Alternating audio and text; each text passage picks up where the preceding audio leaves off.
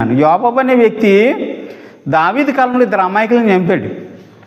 అది దావీదు మహారాజు చూశాడు. కానీ దావీదు యోబాబుని ఎటువంటి మాట అనలేదు, ఎటువంటి శిక్ష అతనికి విధించలేదు. ఎందుకంటే దావీదు కష్టకాలంలో ఉన్నప్పుడు సైన్యాధిపతిగా ఉండి దావీదుకి చాలా సహాయం చేశాడు. కాబట్టి అమాయకులను చంపాడనే కోపము దావీదు మనసులో ఉంది, కానీ అతను శిక్షించలేడు. కాబట్టి సొలొమోను గారు రాజు అయినప్పుడు సొలొమోనుతో చెప్తాడు, ఇదిగో యోబాబు అనే వ్యక్తి ఇద్దరు అమాయకులను చంపాడు, ఇది జ్ఞాపకం పెట్టుకో. అతను తిరగబడి రాజ్యములు అల్లరి సృష్టించినప్పుడు ఖచ్చితంగా అతను ఉండనిపోద్ది అని చెప్పాడు. సొలొమోను కాలం వచ్చింది. సొలొమోను కాలంలో మరి సొలొమోను మీద తిరుగుబాటు చేయటానికి సొలొమోను సవతి కుమారుడు ఎవరైతే ఉన్నారో ఆ కుమారుడిని ఉసుగొల్పాడు సొలొమోను మీద. సొలొమోను ఈ విషయాన్ని తెలుసుకున్నాడు.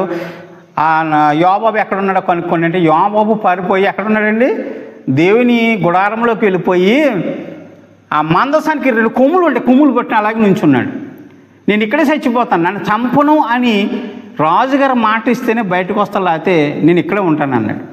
రాజు దగ్గరికి వెళ్ళి చెప్తే, సరే అయితే ఇక మీదట నువ్వు తప్పు చేసావని తెలిసినా, నా మీద తిరగబడినట్లు తెలిసినా ఖచ్చితంగా నేను చంపుతాను.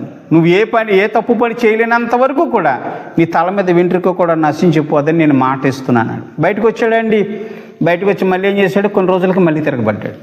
సొలొమోను ఒక సైనికుడిని పిలిచి, నువ్వు వెళ్ళి యోబాబు ఎక్కడ ఉన్నాడో చంపురామన్నాడు.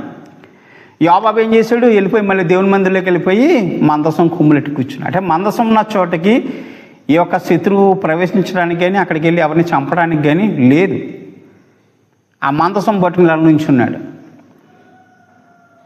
ఆ రాజుగారి దగ్గర ఉన్న సేవకుడు, యోబాబు బయటికి రా, రాజు సెలవిస్తున్నట్టు, నేను రాను, చస్తే ఇక్కడే చేస్తాను అన్నాడు. చస్తే నేను ఇక్కడే చేస్తాను, బయటికి రాను అన్నాడు.